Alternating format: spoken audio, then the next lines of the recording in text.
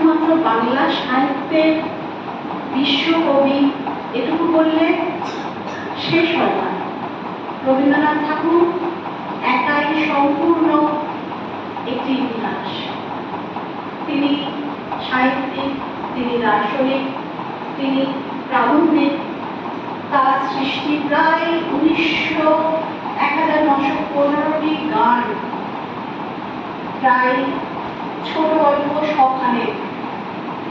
রবীন্দ্রনাথ ঠাকুর আমরা সবাই জানি দেশের জন্য অনেক কিছু করেছিলেন এবং সবথেকে বড় কথা হচ্ছে নাইট উপাধি ত্যাগ করেছিলেন। আজকে আমাদের অনুষ্ঠান সাজানো হয়েছে রবীন্দ্রনাথের গান, কবিতা, সকল কিছু নিয়ে। আর আমাদের ছোট ছোট ছাত্রছাত্রীরা পড়াশোনার মধ্যেই প্রতিদিন অনুশীলন করে এবং আমাদের মহুয়াদি, শুক্লাদি তাদের সহায়তায় আজকে আমরা রবীন্দ্র জয়ন্তী খুব সুন্দরভাবে পালন করব এবং আমার সকল ছাত্রছাত্রীদের সবাইকে শুভেচ্ছা জানাই। তোমরা এমনি খুব ভালো, ভীষণ ভালো তোমরা পারফরমেন্সও করো এবং তোমাদের পড়াশোনার সাথে সাথে তোমাদের সব কিছু সমস্ত সকল দিক থেকে যে বিকাশ সেটা সত্যিই আমরা অভিভূত করি এবং এটাই আমাদের পরম পাওয়া। আজকে বিশ্বকবিকে স্মরণ করে তাকে প্রণাম জানিয়ে আমরা রবীন্দ্র জয়ন্তী উৎসব শুরু করব। রবীন্দ্রনাথ ঠাকুর সম্বন্ধে আমাদের একটু বিশদ জানতে হবে। সেই আমাদের বিশদ জানাতে সাহায্য করবে আমাদের প্রিয় স্মিতাদি। স্মিতাদিকে রাখবো রবীন্দ্রনাথ ঠাকুর সম্বন্ধে দু চার কথা বলতে। শুভ সকাল।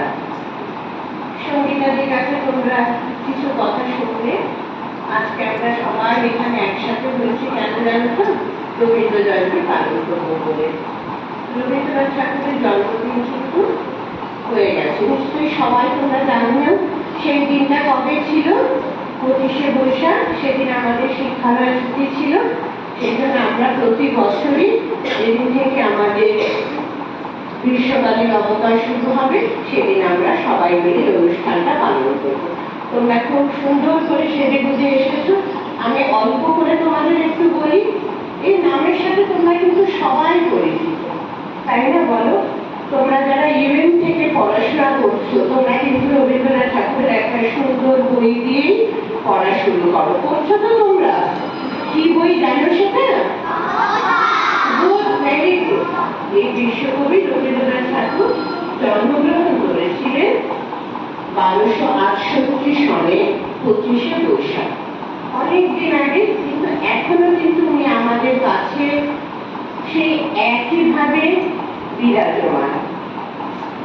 তিনি যখন তোমাদের মতন প্রথম শুরু করলেন স্কুলে যাওয়া, তোমাদের যেমন বাবা মা বা বাড়ির অন্যান্য অভিভাবকরা তোমাদের স্কুলে ভর্তি করবার জন্য আসেন, রবীন্দ্রনাথ ঠাকুরকেও সেরকম গিয়েছিলেন। কিন্তু উনি কিন্তু সেদিন থেকে কথা শিক্ষাটাকে ওনার ভালো করে মনে হয়নি। উনি তখন কিছুতেই সেইভাবে একটা নিয়ম করে পড়াশোনাটাকে সেভাবে মেনে নিতে পারলেন না।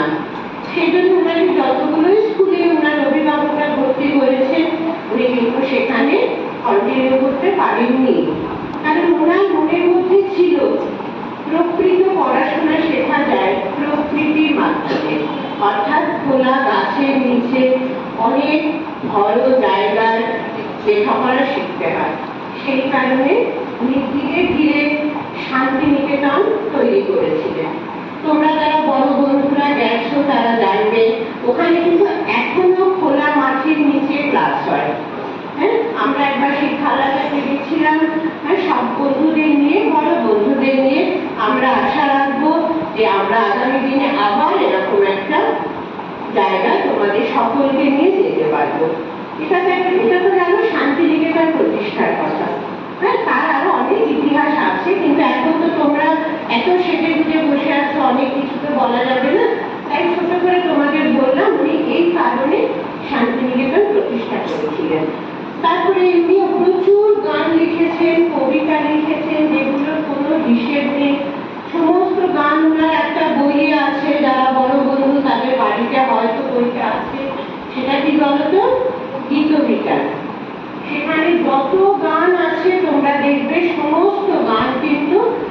আমাদের এই রবীন্দ্রনাথ ঠাকুরের লেখা। তারপরে সমস্ত কবিতা উনি যে বইটাতে লিখে রেখে গেছেন, পরে রাখা হয়েছে সেই বইটার নাম কিন্তু সঞ্চয়িতা।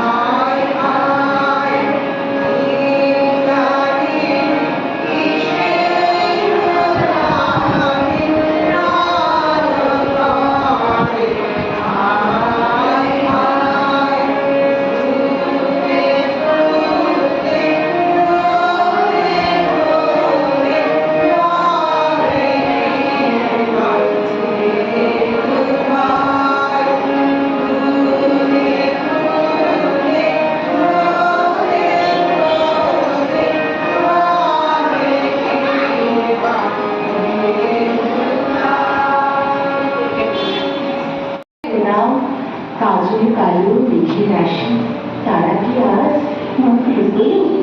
কোথায় রে তোর মক্ত মাতাল দামাল বব, বিজুলি চমক, ঘূর্ণিঝড় প্রলয় নাচন।